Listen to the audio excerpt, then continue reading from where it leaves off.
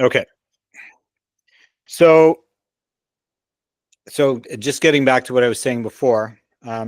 So what I've done is I've gone into Chat GPT and I typed in Mhm.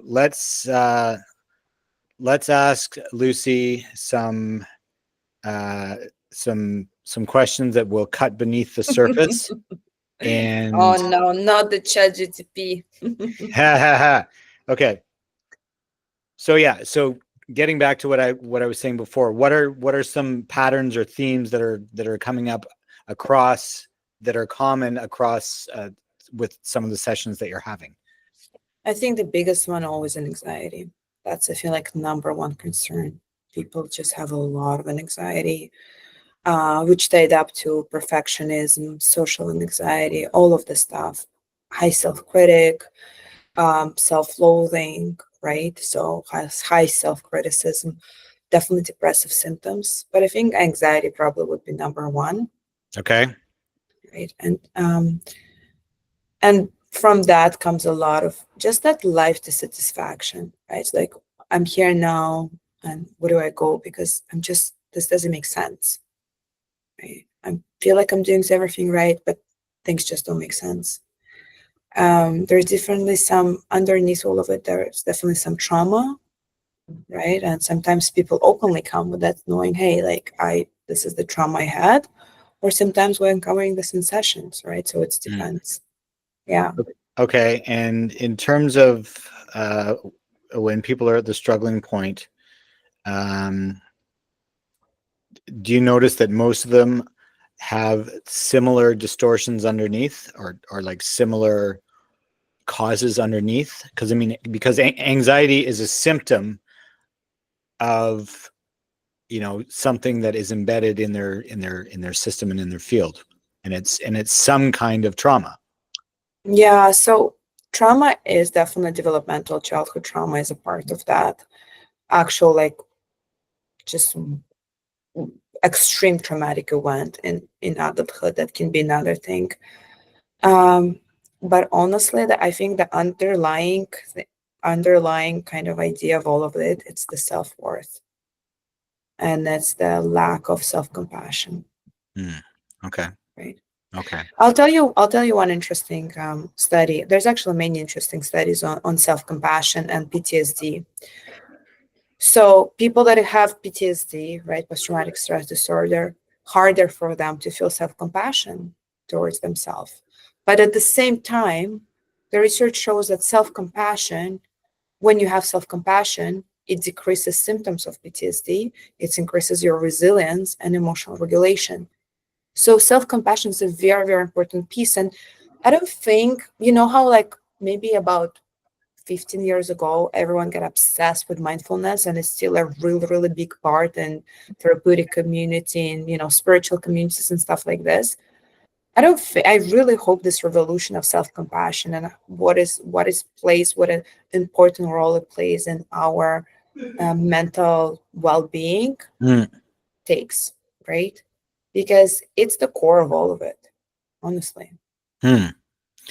Well, I mean, I find that, first of all, I think publicly there's a very limited understanding of what compassion actually means. Um, there is a chapter in the this book has been an absolute game changer for me. I've read it, I don't know, 100, like literally, like, Wow. yeah. I mean, so what I do is I like to listen, depending on what flavor I'm into. I Hmm. like to listen to a book when I go to sleep, and Hmm. it just kind of helps me, especially a book like that, because it's very, it's very calming. It's very, but so in the last chapter is what he talks about is surrender, and we're talking about like real, Which book are you referring to? the power of now Mhm. by Eckhart Tolle. Yeah, it's Mhm. the I book haven't is read it. absolutely, because there's a lot of concepts that he goes into detail with, and I mean, I'm not going to remember it verbatim, but he talks about in the last chapter, as part of this, the overarching theme of surrender, he talks about compassion. But he talks about it as there being two sides of compassion, one of which is being the awareness, and the other side, it's kind of like where the happy and sad kind of merge into one. So it's one and the same. So, and this is where the acceptance piece is, and it's like, because you can't have transactional self-compassion or sometimes self-compassion. Yeah. And the reason why is because, well, let's put it this way. You can only be as compassionate towards yourself to the degree in which you actually understand what it means. And so going back to, this little tangent, I don't think there is necessarily well, first of all, there isn't a one size fits all. There never is. And at the same time, I think for people, and I think this is something that I've done with myself, and I've done with other people as well, is I challenge people to actually get really freaking still and ask themselves, what does it actually mean? What does compassion actually mean to you? And what does it mean? And what does it look like to actually have and display and practice being compassionate towards yourself? Like, for example, taking time to meditate every day. That's self-compassion. Going to the gym and getting like, oh, beefcake. That's self-compassion. Eating a good food. That's self-compassion. Sorry to interrupt you. I think this is where I don't agree with you about what are the things maybe you haven't finished listing them. You're talking about self-care, and this is a huge part of preventing burnout and emotional regulation and stuff like this. Taking care of yourself by practicing the things that make you feel better, that make your body feel better and stuff like this, right? Like putting the good food and stuff like this. The self-compassion piece is the acceptance piece, is accepting yourself how you are, and meeting yourself with where you are and feeling for yourself. And I know it's a little bit like, what do you mean? What if I'm like, let's put it this way. I think maybe maybe it will be a little bit more clear. So, when we like make a mistake, or we procrastinate, or I don't know, wherever we create a goal for ourselves. Let's use a goal of, I want to lose weight, for example, right? So it means Okay. I'm going to cut pop or junk food out of my diet. And then I go out, and wherever I ate a bag of chips or wherever it is, and you start getting really, really hard on yourself. And you think, oh my goodness, here I am. I told I'm going to lose weight, and I'm not losing weight. And and you go into this internal monologue about, yourself, and you're not happy with yourself, and you start feeling guilty, wherever the emotions arise, right? So self-compassion piece is seeing that, realizing that, wow, I'm really doing this to myself. I'm being very self-critical, and saying it's okay. It's okay to make mistakes. We're human. Giving yourself grace. Maybe this is it's about giving grace to yourself, right? And yes, and so where I was actually going with this is that, compassion is, in the way I see it anyway, just compassion it's not only being able to understand how somebody feels, so understanding how you feel and being able to look at it from a, more of an empathetic or a neutral lens. But then the other piece is wanting to do something about it, wanting to help to facilitate change. And that's where I think, and maybe the drive to make the change is it's driven out of that lens of self-compassion. And then that's where I get into the piece about about, again, the self-care piece. So it's really, it's kind of like, the way I see it anyway, is it's kind of like, it's the action of self-care is done through the energy of, or in the space of, or the container of self-compassion.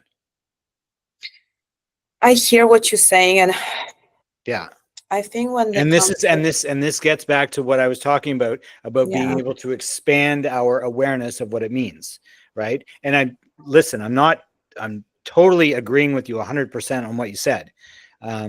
It's just, this is, like I said, this was, kind of an expanded version that I kind of came up with. That's all. Yeah, I think you got to be careful with the part that creating space with self-compassion, right?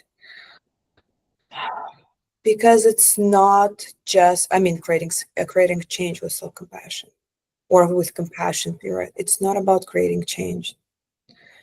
It's not about that. It's about acceptance piece again. And it's accepting things for what they are without trying to change them. It's accepting people for what they are and seeing their struggle and empathetically relating to and having the love and kindness and giving people grace in doing the same to you, right? Mm-hmm. So there is no action in self-compassion except actual just acceptance piece, right? And there's no change. And that's when you start doing that, when you're accepting yourself, you're gonna make changes anyway. This is the thing. The critic never gonna let go of you making changes and becoming better, right? This is the critic's job. It's there for a reason. It's just seeing all of those parts of yourself, the shadow pieces, right? The wounded parts, the parts you don't like, all of them, and not fighting with them and saying, oh my goodness, you're working so hard to make me better. I love you all so much and I'm so grateful, right? When it comes to yourself. When other people, the compassion to arts people, when compassion is hard in the sense, especially with other people, but the more we do to ourselves, we can do more to other people. It's seeing another person's faults. It's seeing another person triggering you and hurting you. And at the same time saying, wow, I'm really understanding. You're doing this because you're only in your parts, right? You are in your blocks and your protective things, like, and having that, giving them that grace and not seeing the negative. I don't know how to explain it a little bit better, but it's more of like really accepting and understanding that person, right? Yes. So it's with yourself. Again, I completely agree with that, because that is the foundational piece. But I also think, is that there is a genuine desire to want to help people. And when this applies to ourselves, that genuine desire to want to make change is fostered by this practice of acceptance. Because, and I'm not talking about, and what I'm talking about is allowing the change to come, not forcing it. Big difference. Mm-hmm. Because There we go. it's coming out of the space that the self-compassion creates, which is that space of acceptance and love and feeling, for lack of a better term, reconnecting with yourself. Because that's kind of the root of that's kind of the root of all of bringing these pieces back together. Because, for example, like when we place awareness on, say you get a trigger and you place awareness on it and you don't try and do anything, you just observe it and you're just trying to experience it. There's a level of curiosity that is associated with it. It's like, oh, okay. And you can name it. You can say, okay, right now I am feeling anger in my left upper quadrant. and it's making a run. It's heading down. Oh, now it's in my solar plexus. Oh wait, no, it's coming back. It's kind of like a play by play, right? And you're experiencing it in real time in your body. And what tends to happen is it naturally starts to transmute itself, because those denser energies are now in a space where they're actually able to, because you're feeling them to the fullest extent. And because you're doing that, you're sending a message to your body, because now you're in your mind, and soul and everything is all one aligned vehicle. It's all working like the finely tuned instrument that it's meant to be. That energy, or that emotion, it starts to move. And because it can start to move, it starts to pick up momentum. And as you go through and you do this work more, you start to connect with higher levels of consciousness as this starts to happen. So the energy is already there. It's just that there's certain densities of it that you can't access when the energy is not moving. So for lack of a better term, what winds up happening, and I know you know this, but the energy, the emotion will transmute itself. And it'll go from, and I've experienced this a gazillion times, it'll go from feeling down or self-pity or whatever you want to call it. And I call it going from grief to gratitude, because there's this, once you meet body with mind and bring in and connect to the source, there's this much more coherent signal that you can connect with, that helps to facilitate this process. And we can get into our higher mind, let the emotions move through the body as they're meant to, right? And then that is the process, or that is part of the process of reintegration, because now you're sending a message to the body. You're saying, okay, body, I'm here, I got you. We're in this for the long haul. And yeah, you can, like you said, like with doing like shadow or inner child work, you're actually having a conversation when the child is upset, and there are actually process. I've actually got a process that I took a bunch of stuff from a bunch of stuff, and then I kind of streamlined it, and I've actually created a GPT out of it. So and I found it to be very, very effective. So I'll flip it over to you afterwards. But yeah. Well, as you said, exactly, it's creating the space, right? Like what in your language is for the energy to move, for emotion to move. It's true. We do want to move emotion. We don't want to keep it in our body. We want to feel the emotion. We don't want to put it under the rug. So, and the compassion piece is creating that emotion, because what stops us from feeling the emotion is this internal dialogue, right? Is this internal limiting space. But when you look at itself with compassion, you're going, I'm human, and this is what I'm feeling right now, and it's okay. Mm-hmm. And Yeah. there we go. That's the space, go from this to this, right? And this is what stops you from getting all tied up, and this emotion starts storing in your body, to actually moving through it, to actually feeling it, riding the wave, and goes down, right? That's the thing. So it's like, is this part, I always like saying it, give yourself some grace. That's exactly what it is. You're giving yourself grace, right?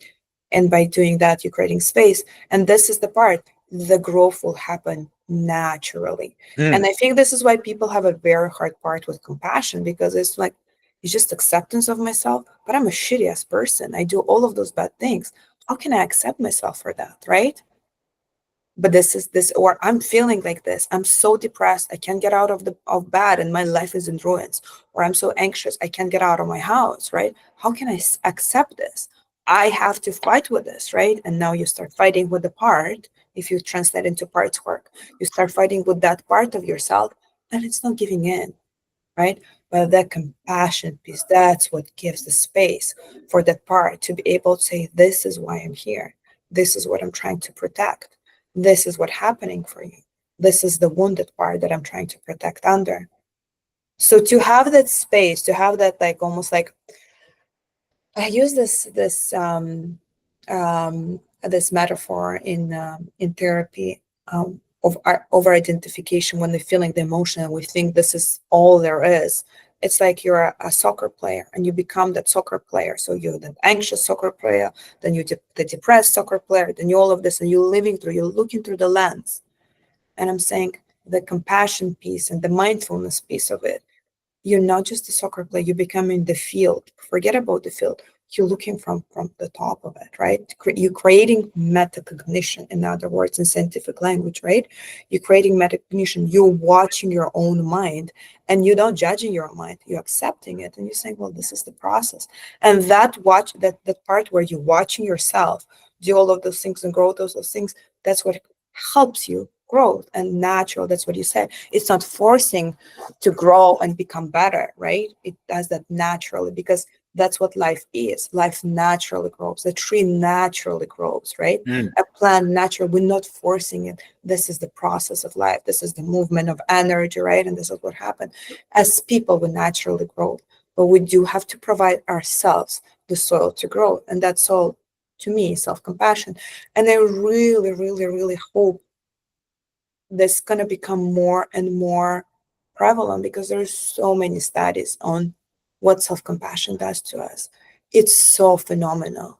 That love we give for ourselves, that acceptance piece, not just love, but love, yes, love, acceptance. And the thing is, love, I think it can be, people call love for very different things that I'm not referring here to. But that acceptance and that grace piece with ourselves, that's where the key lies for growth, right? And any way you choose to grow after, spiritual, psychological, wherever it is, right? Physiological, wherever it is, that's where growth happens. Well, and I think there's another piece too, which is that, so when we get into those, when we get into, I like to call it the inner tennis match, because you're like, oh, I don't know if I want to go to the office, but I know I should, but I don't feel like it, but I really know I need to, and blah, blah. That's your two parts talking. Yeah, right. So I have, and again, it's going to be different for everybody how it's expressed based on their, based on their makeup. But there is a huge piece of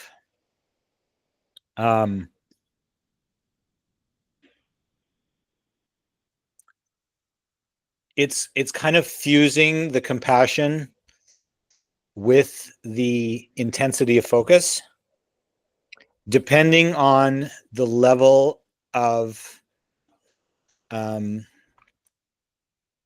depending on the level of awareness, or the level of presence that is needed. So you may have a situation, and I've seen that, I've had this happen so many, and I'm sure you can relate to this from real estate, and even your life as a therapist as well, where somebody's just purchased a condo, and it doesn't matter if you've had the conversation with them before, they've just purchased it and they're freaking out. And people look at you like you're nuts, like, well, why are you freaking out? Because they're experiencing buyer's remorse. And basically all buyer's remorse is symptomatic from all these things that we've been talking about. So something that I have found, and it involves being fierce, and it becomes, because some people just need a level of reassurance that which will automatically snap them out of that worry state. And so I started this experiment on myself, and it works like a freaking charm.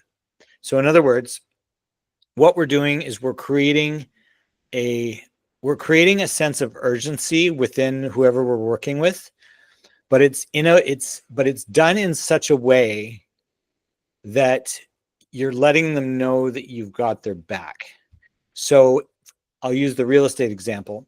So I just recently finished a transaction where the client was very prone to mood swings, and she was very there were medical reasons why, and so on and so forth. I won't get into all the details, but she was dealing with a lot of anxiety and a lot of self-doubt and a lot of, right? So I thought, you know what, this might be a good place for me to deploy this practice that I've been working on. Anyway, so when I came to deploy it, she was just worried about, this, and she's worried about that, and she's trying to, rationalize this and rationalize. So I just looked her in the eye and I said, look, I am here to support you in no matter what you decide. But I was really, really, really clear about what I was saying. And I delivered it in a very, very direct way. It wasn't a threatening way. It wasn't, it wasn't like I was I'm mad at you way and I'm punishing you this. I'm doing it in such a way. I don't know what the words are in whatever language or whatever, but it's just me letting the person know in the most direct, unfiltered way that I can that your family is behind you to help you with this. I'm here to facilitate this in any way that I possibly can.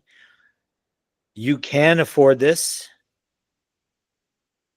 We got your back. But to really communicate it directly enough so that she really understands that. And I cannot tell you that, and maybe this is just my own gift, but I have noticed that it works really good on me if somebody else does it to me. But I've also noticed, and the thing is that you're coming from it's where it's coming from. It's not coming from a place of frustration. It's not coming from a place of like, oh, I'm freaking sick of this, blah, blah, blah. It's coming from a place of genuine wanting to see the person achieve the best that they can, and you doing what you're capable of doing to the best of your ability, whatever that is. And I just find that people are very, very responsive to that kind of approach. So I hear you, and I think where that coming from, and correct me if I'm wrong, I think that's coming from attachment. Our biggest fear is to be alone. Okay, yeah. So you're talking about the reassurance, reassurance that there are people that got your back. You're not alone in this. That's what I've needed to heard. But I think what you saying, this example is with this, I got you, like we got your back. And this is kind of you telling to yourself, I got your back. No matter what it is, if you're good, if you're bad, if you're this, if you're that, I got your back. I don't know if I got it correctly, like the parallel, like the example, what you're trying to say. Yeah, I think so. Yeah. So again, like I think the hard part about self-compassion is that's where do I start and how do I become self-compassionate, right? What is it? Because it is hard. Trust me, it's really hard. If you really get still, like you say, and you sit down with yourself and you try to practice loving kindness meditation with yourself, you'll be surprised that a lot of people cannot feel self-compassion, cannot feel love, cannot wish themselves well, right? So there's a part blocking that access to that energy, to that self-compassion energy, right? So it's like it's in a sense a very abstract concept, right? Because it's kind of like this, we're talking about the space, the acceptance, all of this. But how do I do it? Like, how do I break it down to in the real life where I can become more compassionate and showing up for myself, right? And giving myself grace. And that's where mindfulness piece comes in, because mindfulness by itself, it's paying attention on purpose. This is what all you do. You're paying attention on purpose. You're training the mindfulness muscle. And why do you need to pay attention on purpose? Because when you get into negative self-talk, when you get into self-criticism, when you get into anxiety talk, when you get into depression talk and helplessness and stuff like this, you have to be able to realize that it's only part of you. And there's another part of you. This is where the mindfulness comes in. It's helping you to develop that, as I said, metacognition and being able to see the soccer field from top, right? So what happens with mindfulness? I love Deepak Chopra gives this beautiful metaphor that really stuck with me. It's about the two birds sitting on a bench, on a tree branch.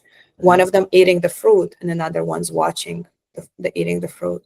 So what happens a lot of times, we become the bird who only eats the fruit. We just in it, we're eating the fruit, we're tasting the fruit, wherever the fruit it is, depression, anxiety, pain, emotional turbulence, and so on, right? We're there with the fruit without realizing there's another part of that. They can actually observe and watch us eating the fruit. And this is the practice where I encourage everyone to practice mindfulness, to start practicing mindfulness, even at 1 minute a day, 2 minutes a day. There's multiple ways you can be mindful. You can be washing dishes and really paying attention and purpose to what you're doing.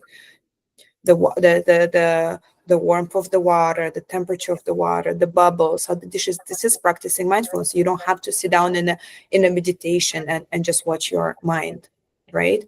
So practice mindfulness will help you to separate from this state, right? And will help to create this this path to self-compassion. Because once you start, when you be able to observe your brain, observe your emotions, then you can say, wow, they come and go. And there is something else that observing this, right? But now we're getting into very, very spiritual stuff. But there's this part of consciousness that observing the emotions, rise and goes. But I encourage everyone to do that and observe their own emotions and see how they up, go and go down. When you're not in the emotion, when you're observing, feeling like this, that's when the emotions start coming down, right? That's when you can ride the wave. So I think this is a very huge part of all of this, right? And weaving in self-compassion piece every single day, Yeah. recognizing that critic and saying, wow, this is what I'm doing to myself again, and it's okay. And this acceptance piece is huge with everything in life, but especially with yourself. Well, so one thing I have noticed is, so I started off with this just doing like, well, it is a form of mindfulness. It was just body awareness. And this is when I really started to learn to tune into, uh, as Tolle refers to, the inner energy field of the body. And that goes back to talking about those chemical impulses that are constantly running through. So when you develop enough awareness to it, and you're attuned to it, you can actually feel it. And by doing this, by getting into these sense of stillness, it's funny how the mind just naturally starts to, it starts to slow down, when you're just in that, because now you're consciously creating, you're consciously, even though you're not saying consciously, oh, okay, now I am going to give my permission, no, it's because you're actually taking the time to actually do the thing, right? The energy starts to shift. You were at a presence of mind where it was enough to start. And then once the process actually starts, that's where the transmutation piece starts. So, Yeah. we're talking, as far as I'm concerned, Lucy, we're talking about the exact same freaking thing, just maybe slightly different, ways of explaining it. Because you're using a lot of terms, and I'm just going by what I see in other people and personal experience. But yeah, so because like the first thing I want to do with people when I work with them, by far, anything is, so you like to organize the parts. I like to just, get them out of their head into their body and just get them freaking grounded. Because oftentimes when people are experiencing symptoms like anxiety and depression and this and that, and they're way off in space somewhere in what if land, which, as we both know, doesn't exist, because it's a construct of the mind. And especially when it's superseded by a lot of nervous and very chaotic energy, right? So the first thing I like to do is bring them back down to planet Earth, have them ground. And I tell everybody this: everybody should have a grounding mat. and they can sit on it because it will supercharge your meditation, because you're actually receiving a grounding. I mean, sit outside under a tree, sit in the grass, go lie in a field, go have a nap in the woods, go for a swim, whatever. But the act of connecting with the earth's, with that gentle electromagnetic field, brings it brings a signal of coherence into the body, which the body will, because it's so gentle, and because of the nature of the way it is, it's very nurturing. It's like it's the frequency of the earth. So and your nervous system and your mind, after a few minutes, especially if you're a sensitive type like I am, you will start to notice the difference. Your mind will start to calm down. And so it's a great tool to help facilitate people in their journey, especially when they're getting started. Yeah, I agree with you. We use grounding exercises in Oh, you do? the Philippines. Okay, wonderful. Wonderful. Absolutely, too, especially with high anxiety and stuff like this.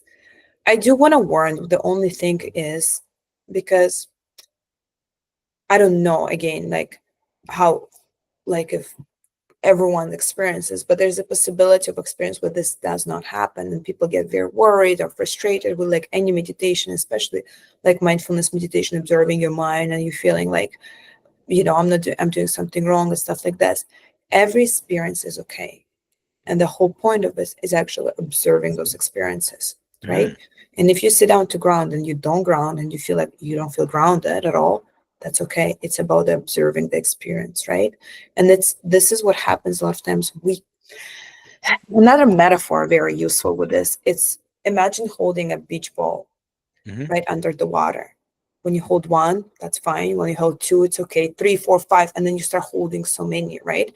So this is what we're trying to do. We're always try to push and kind of focus on these things and how they're supposed to be, and we're trying to push all the other experience under the water, right? And if this experience does not align what I'm wanting it to be, we're putting it under the water. And it takes a lot of our own energy, right? It takes a lot of work. Just imagine holding all the beach balls, and eventually they're all going to come up because you just won't be able to hold them. One more beach ball going to add, another negative experience going to add that you can deal with, and everything's going to blow up, right? Well, this is why your clients work with you, is because you're there to facilitate them, to give them as much. So here's another metaphor. When I used to teach years and years and years ago, I used to teach snowboarding, and you could only progress your group through the lesson as quickly as the slowest person was grasping it. So when I'm working with somebody, you can only move them along as quickly as they are able to. You can't go any faster, because then you're going to put their, you run the risk of stressing them out, like you just said, and that causes people to go backwards, and we don't want that. You're overwhelming the system. Yeah, right? exactly. Like we're You gotta literally meet them where they are. exactly. Yeah. And that's why having these practices. So, I mean, the grounding mat was just one example, but there was something else that came to mind too, which was, is that you don't want people to become dependent on tools, because the way I see tools is like they're there to help facilitate what it is we're trying to accomplish. And I mean, the overarching theme is to reconnect with ourselves. So we integrate these other pieces and we find out what the deeper wisdom is within them, so that we can progress. But if people get too dependent on tools, then they go back, because what winds up happening is just kind of what you just said, is they go back into that story, and it or that filter, and it re-triggers it. But now, oh, well, I can't do this because I don't have tools. Like I don't have my grounding mat. I don't have my meditation cushion. I don't have my binaural beats, or I don't have my whatever it is. right? But the truth is that you can do this without tools. Tools are great to help facilitate. In the way I see it is like things that are situational. Can I ground myself without any of my tools? Absolutely. I know lots of, and what I mean by tools is I'm talking about physical objects, like a Mhm. grounding mat or a book or a cushion or something like that. You know, we have lots of mental tools that we've learned, like mental exercises or breathing or awareness pieces and stuff like that. So you can have your mental sort of your um, allegorical toolbox that you can use, because the last thing we want to do is facilitate dependence on physical things, right? And a grounding mat is a good example of that, because in my experience it is very, very effective. Yeah. So Yeah, I agree with you. Like that's the thing. It doesn't have to depend on anything. You can practice mindfulness or practice the grounding techniques literally everywhere, right? It's about that. That's where it becomes about the choice, right? So it's again, it's like a very, very like I want to say it's like a very, there should be a part of you that wanted to change for the change to start happening. well, again, Right? that is so that that comes down to your level of openness and Mhm. your level of willingness, because if you're willing to accept, if you're open to to accept new information, and you have a desire to see things differently, and it's not like a fair weather desire where you do it once and then you do it like a month later, but it's like you're making a dedicated effort to go through this process of integration, right? And it kind of goes back to what I was saying about the being tired, and being okay with being tired, because you're not necessarily going to process everything all at once, because this work does require a lot of energy. The work gets easier as you go through the process, but yeah. So Yeah. so I just want to do a time check. And Yeah. how is your time? I have 3 minutes left. Okay, well Yeah. then that's a perfect Yeah. segue Yeah. to next time. That's right. Yeah. So let's kind of wrap it up. And we're always in therapy. We always kind of reflect and summarize on what we talked. And I think we talked a lot today, but I feel like very important pieces are that there's different ways to healing, right? And there's different ways to become, I guess, to connect with yourself and expand your box that you what we're Mhm. putting ourselves. And ideally, probably the goal for all of this, no matter what do you do, what way you choose, if you choose to psychotherapy, any spiritual practices, meditations, and so on, it's get rid of the box, Mm. right? It just expand to the point where you're okay with whatever happening, how life's happening, whatever's happening, but you're also operating on your fullest potential, right? So it's not just accepting a very bad situation that you're with, right, without kind of doing anything about it. It's it's almost like this balance of being okay with it, but also doing something. And this movement comes from being okay with it, right? It's like a very interesting, like a different type of cycle where you kind of saying, let's not do anything, let's just accept what it is. And from that acceptance comes this energy of actually moving, Mm. right? So it's like I feel like that's what's kind of the overarching theme in this conversation was. And there's different ways to do it, right? And different, again, tools and different place, like opportunities and ways to do it. But I think I think definitely the society is like, what are we seeing? Like, happening. Everyone's waking up. There's less and less stigma, and there's a lot of tons of other stuffs happening. But maybe because of all of this negative things happening, people are waking up and realizing, well, I don't think this is the way forward. Because if you can only imagine, if we can all be compassionate to ourselves, And by being compassionate to ourselves, research shows we'll become more compassionate to others. Imagine if we lived in a compassionate world where their egos don't fight. We're all in the sense of self, and we're so open and understanding of each other. Oh my God, what a beautiful world that can be. Right? Mm. We all can grow. We all give each other space to grow. Right? Wow. I think that, yeah, I think you summed it up beautifully. There's no one size fits all for this. Yeah. Because one of the biggest challenges that people have, I find, is that, they're just pulling all these hacks off the internet without really exploring things in their totality, Yeah. before they start, and it's a process. It's a process, and it's okay too, right? People want something. People like, it's a lot of feels like people getting fed up with where they are and how they're living their life. People, there's this longing for more, right? So now let's be very careful where you're getting that information from and where you're coming from. But there's definitely this longing and movement into, I want to feel better. I want my life to get better, right? And Yeah, I want to become better. yeah, and there's lots of other reasons for that we didn't even touch on, which is Yeah, that's a whole other conversation. yeah, Again, it goes back to density and frequency, but this has been absolutely fantastic. It's wonderful to talk to you again. And, we've had a pretty good in-depth conversation about this, and, explored some different vantage points, and, a little bit of a I wouldn't call it it wasn't like a debate, but it was definitely, we explored what self-compassion meant